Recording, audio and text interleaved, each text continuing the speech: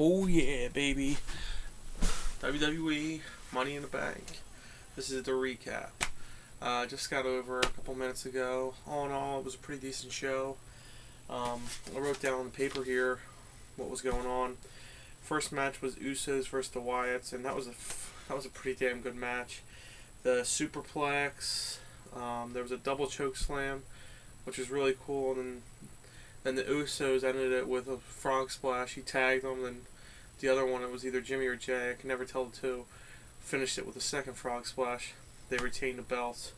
Solid match. It was probably the best match between the Wyatts and the Usos yet to date, so that was really cool. Next was Naomi versus Paige. Paige won. I'm not going to get into that.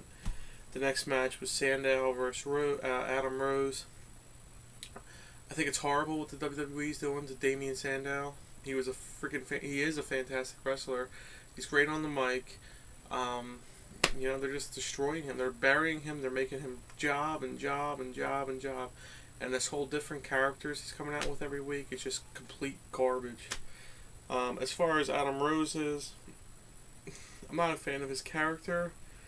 He's a pretty decent wrestler though, so that's all right. Okay.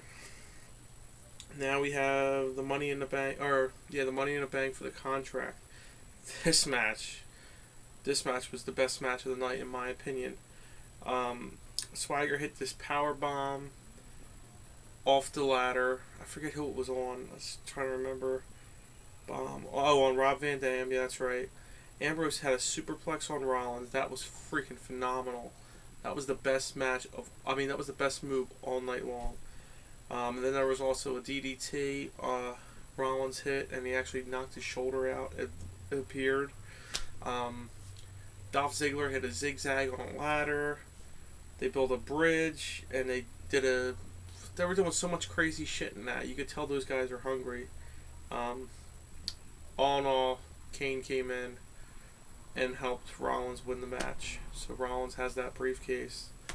Next was the Rhodes Brothers, or the Dust Brothers, whatever they're known by, versus Ryback. That was a pretty solid match, and the Rhodes Brothers ended up picking up the win. Then there was Rusev versus Big E. I don't even want to get into this match. Big E, he's a decent wrestler, he really puts on a good show, but that Rusev guy, he's not ready for the WWE. He's just big. I mean, that's all he is. He's just big. He doesn't, he doesn't sell moves like when people do it to him at all. The fact that he's undefeated and he's a Russian, it just reminds me too much of Vladimir Kozlov. And he was a good wrestler, but it's the same character. I can't really stand Rusev. Okay, and then there was a, the hell else was there? There was another match I didn't even bother writing down. The Fandango match between Layla and whatever her name is, Samurai. Layla won. Who gives a shit? Then the big match came on, and that was a fucking they're starting to do real innovative shit with these ladders. It was Sheamus and Cesaro were on it, and Cesaro put a ladder in between the A ladder that was standing, and then I think it was Reigns knocked the ladder over. But because this ladder was held by a ladder in here, you had Cesaro and Sheamus just hanging off in this really awkward position where it looked pretty damn bad. And Cena actually came and lifted it up to bring it back on, feet. Or, bring this ladder back to ground, zero. And they're doing really innovative shit with it. It's pretty cool, actually. Randy Orton, at the end of the match, the last 5-10 minutes, was gushing blood from his head. I'm a huge Orton fan. I don't know if you guys know that. I've said it plenty of times before. And turns out Cena wins the match. Now, I'm okay with that. Everybody's like, oh, I know everybody doesn't want Cena to win, but here's the thing. They couldn't give it to Orton, as much as I would love them to give it to Orton, but Orton held the belt for almost 10 months, and then they finally gave it to Daniel Bryan, who was, if he was still around, he would have held this belt, I'm thinking, up to SummerSlam at least, if not longer. So they were going to give it to a face, in my opinion. This is why they went this route.